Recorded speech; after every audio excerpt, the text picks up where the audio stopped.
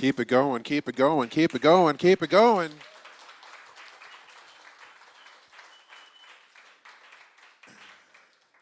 Good morning, everyone. Reverend Darrell Jones, pronouns he, him, his. How's everybody feeling today? It's hot. You believe there's miracles possible? Is this shit for real? I said I was going to say it once to get the full effect. So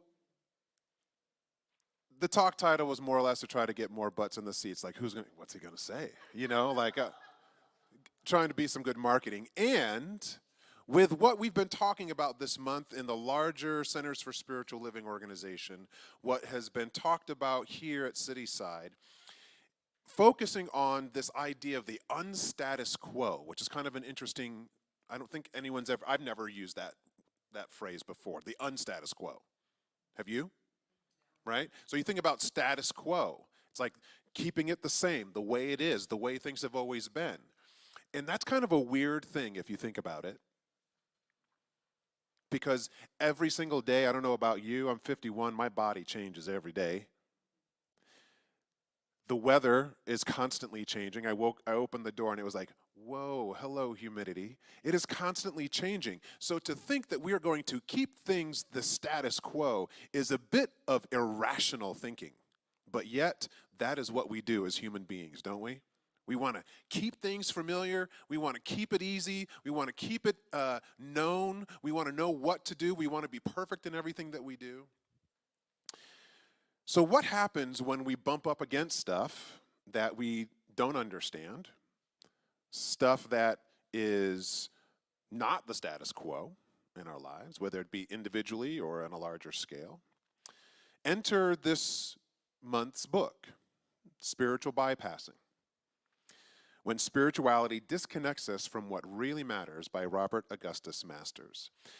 Dom, is it possible that you can put the quote back up again? Just because it's a lot of words, but I'm not going to read the whole thing. This is the only slide that I really had. So there is work to be done, and we already have our shoulder to the wheel. So there's work to be done, but we're already in the grind. Anyone else in the grind trying to figure out what the hell's going on in their life? Yeah?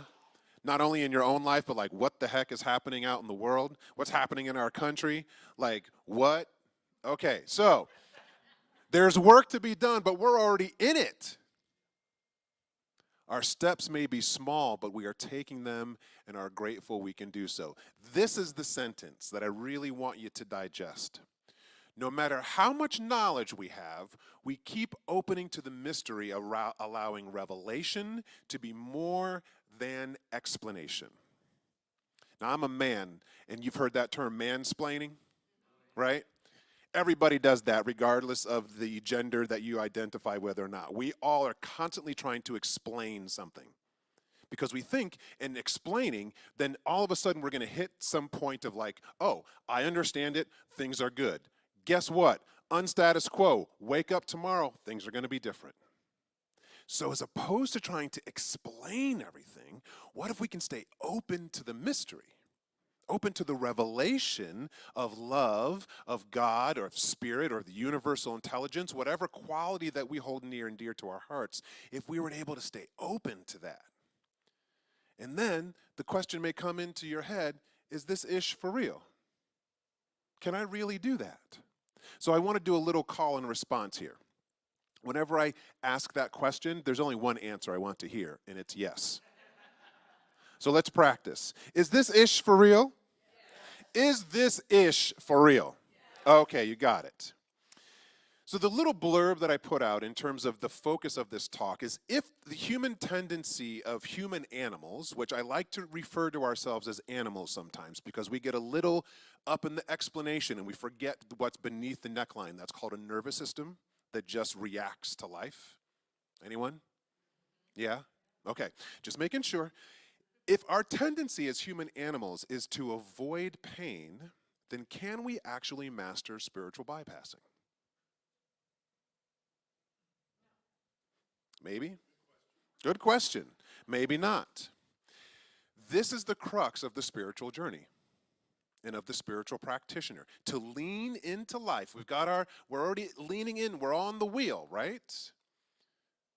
To lean into life to the best of our ability and practice liberating ourselves from the constraints internally as well as externally that keep us small, manipulated, and inauthentic. And here's the thing that where we trip ourselves up. There is no destination that you are going to get to where you stop practicing being inauthentic sometimes. Some people may argue with me, and we can have a debate afterwards. Is today a talk back afterwards? After talk today? Talk back. Sorry. We can get into it a little bit more after service. But I really think that part of our human experience, unless we remove ourselves and go into a cave in solitary confinement, all you have to do is open the door, answer the phone, turn on the TV, do something and interact. And we're going to have some buttons pushed. That's just how life is. So we're not going to get to a destination. Think how liberating that is if you don't have to get to that destination of perfection. If you don't have to get to that space where you don't get angry anymore. We're human animals that have nervous systems that respond. All we need to do is wake up and recommit every single day to our whole being. To our whole being. To the human, to the spiritual, to the good, to the bad, and the ugly. All of it. Is this ish for real? Yes. Y'all got, you had to contemplate that yes for a minute. So I want to thank Reverend Linda, Reverend Jackie, Reverend Amy for the thoughts that they brought forward in these past weeks. Like this book is interesting. It was fun to listen to my colleagues. I even had some colleagues in from out of town. Reverend Dusty was here, and she was using this book at her community in Raleigh, North Carolina. And you know when people get flustered, it's good, right? Like this book causes a little bit of flustering. Like I could tell Reverend Jackie was like, oh, she was a little upset about him saying you can't do this work spiritually. You have to do this through therapy. And even in myself, I was just feeling like this, I was like squirming a little bit in my pants. And that is the beginning of the place where we get to choose, do we stay in the room or do we start bypassing? So I want to go back and put a little bit of context to this because I think it might help if you're kind of trying to wrap your head around spiritual bypassing. And if you weren't here in the past few weeks, I'm going to give you a little bit of background, a little bit of definition to try to get us all on the same page. Cool? Let's take a deep breath in. And I'm going to remember to say hello as I exhale to all the people online. What's up, party people? As always, not an opportunity to multitask. Let's be here. So John Wellwood was a psychotherapist that coined the phrase spiritual bypass in the early 80s. And he was a Buddhist practitioner as well as a therapist.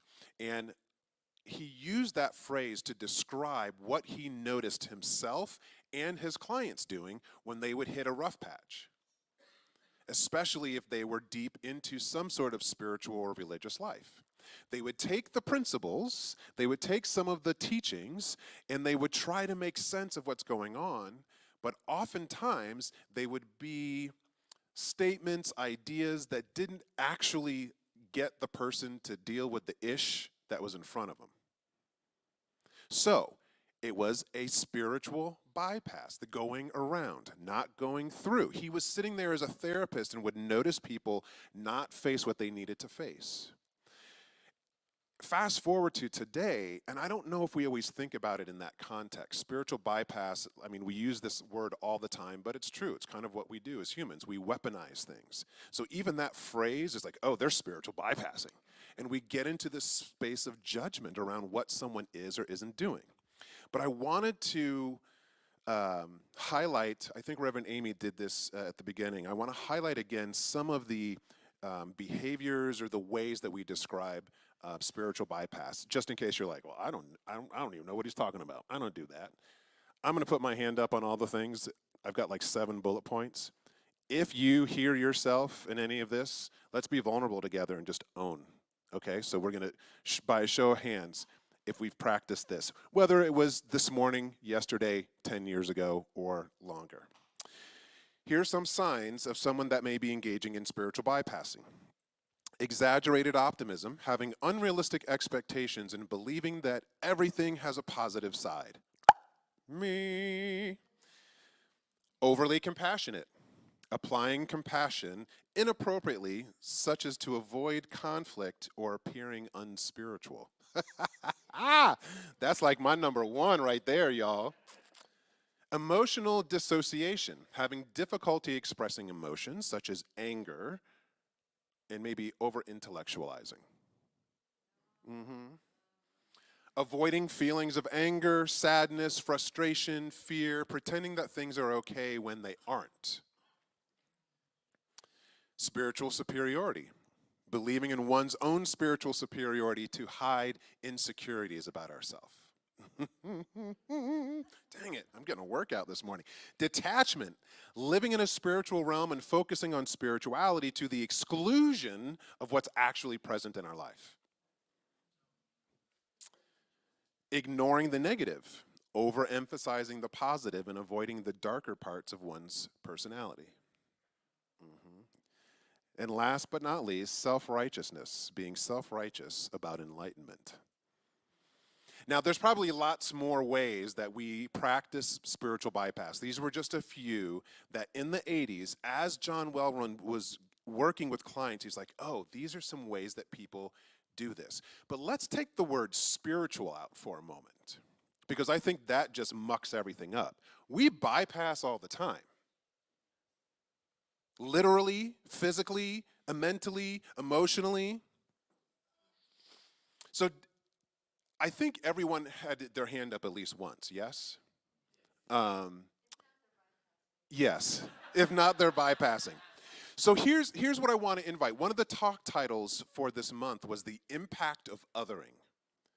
And I want to flip where most people go when they think about othering. Most of the time when we think of othering, it's that we're othering someone else. Oh, those people over there. But you other yourself all the time. And one of the ways that it happens in spiritual bypass is what Reverend Linda just said. Oh, that's not me. I don't do that. And when we do that, the impact of othering ourselves is we remove and isolate. Now, sometimes we have to do it to be safe. We can only handle what we can handle.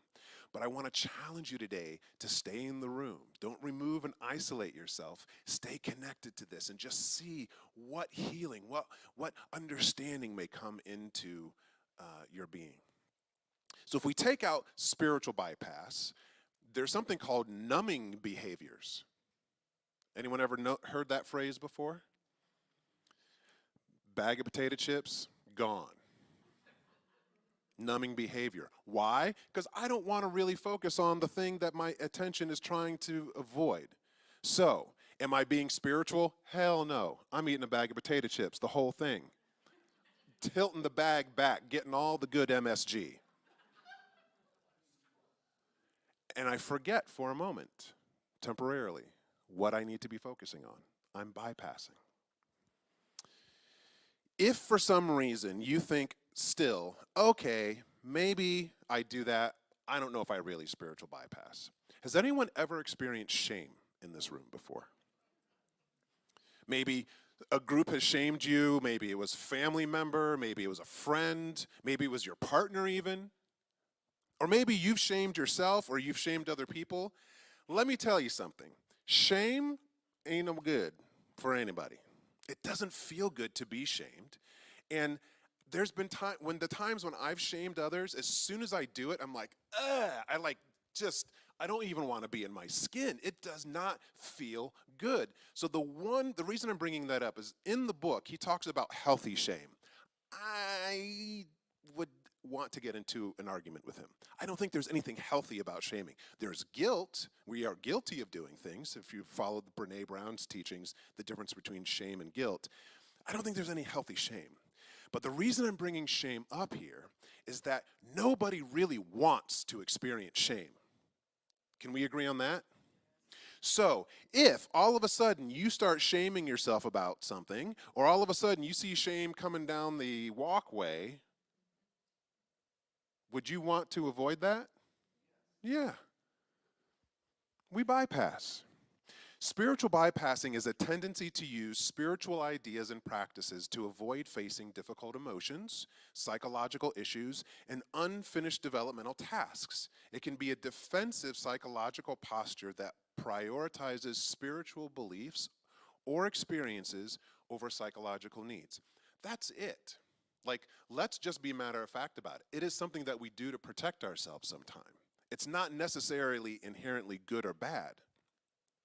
The challenge is that if we are constantly spiritually bypassing, we may protect ourselves in a moment, but it's not anything that actually allows us to meet what we need to meet. It is not a practice that allows us to heal what we need to heal. It is not a practice that allows us to transform what we may need to transform. For example, someone might try to practice non-attachment by dismissing their need for love, but this can drive the need underground and cause it to be acted out in harmful ways. Take a deep breath in and out. Stay in the room. It's all good. I see some serious looks. Some people are like, "Roo," going in, and that's good.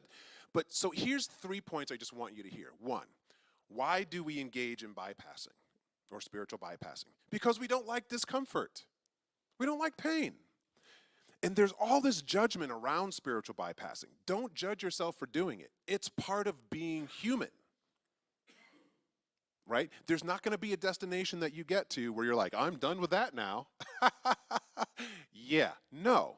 It's still going to happen. So could it be liberating to just accept, I do this, we do this. This is part of our human experience. And we all engage in it to protect ourselves when we need to in a certain way. That's it. We're trying to care for ourselves to the best of our ability. But we can actually handle whatever it is that we're trying to avoid, but we won't learn to handle it unless we approach it. Right? So think about the bypass. My parents used to live in Dayton, Ohio, my childhood home. Whenever I would drive home to visit them, I'd go down 65, and I would take 865 around Indianapolis. Why? Because it sucked to drive through Indianapolis. It would be so much longer. So a lot of times, this idea of bypassing is about time. Ain't nobody got time for that. I don't got time for that. I'm trying to go around so that I can get to this place, space, stage, or literal location faster than if I was to go through. But it doesn't actually allow us to touch the things that we need to touch. This is something that I see a lot in our youth as anxiety continues to go up. One of my dear friends, her daughter, intelligent, powerful, magnificent 18-year-old. And there's this need to know how to do everything right. It's not just 18-year-olds that think that way, right? Right, okay.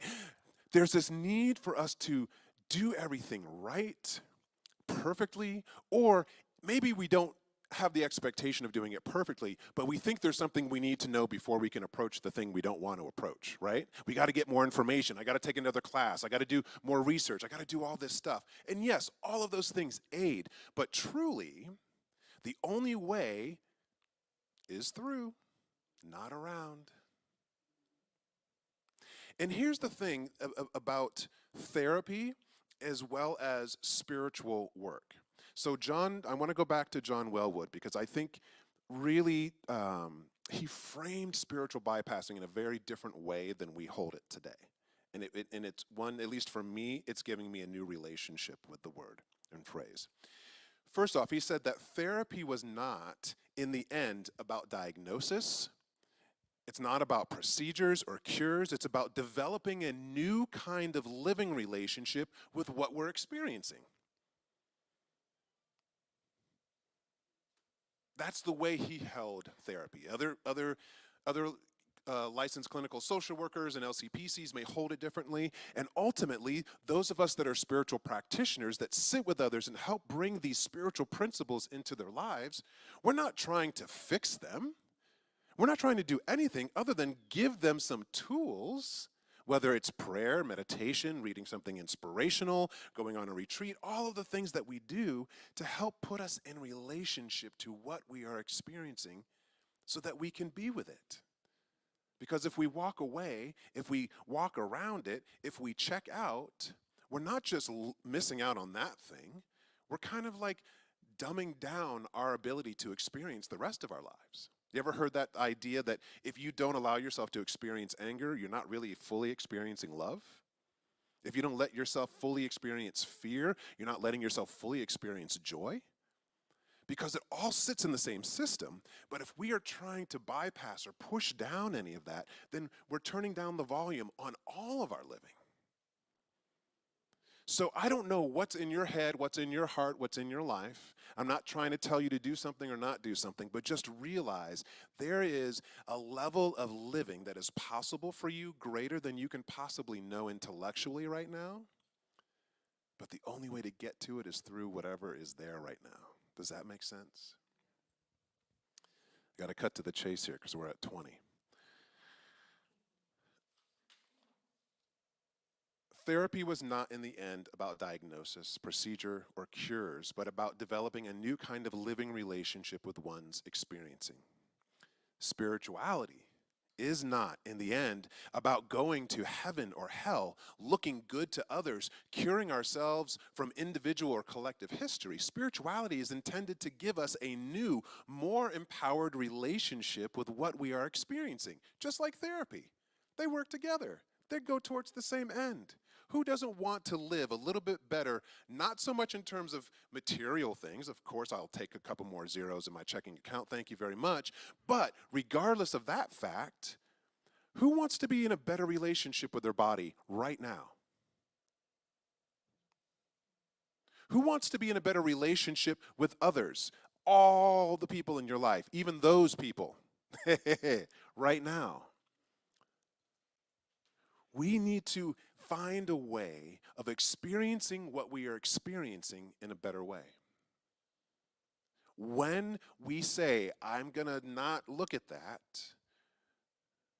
we're stepping out, we're bypassing, we're diminishing the capacity for us to experience what we're experiencing in a greater way. And it's not just the stuff that we don't like, it's the stuff that we do like. I want to close with a thought that came to me from St. Francis of Assisi this morning. He said once, start by doing what's necessary. Then do what's possible. And suddenly, you're doing the impossible. But most of us, we want to bypass and just do the impossible. Start by doing what's necessary for you right now. Let that be enough. And then move into what is possible and see what reveals as greater possibility in your life. Is this ish for real? Can we do this? All right, let's take it into prayer. A nice deep breath in. Bring your hand up to your heart. Connect to the word compassion. Compassion means nothing more than you care. So be compassionate for yourself for a moment right now. Care for the heart behind your hand. Care for the mind. Care for the life. Care for the beingness. The stuff that you like, and especially the stuff that you may not like right now. All of it sits under the same roof known as your consciousness. So what I affirm today is that our spirit, our work, our living, our praying, our meditating, our reading, our coming together in community, all of it is here to do one thing, and that is to empower us to be in relationship with our living in a greater way.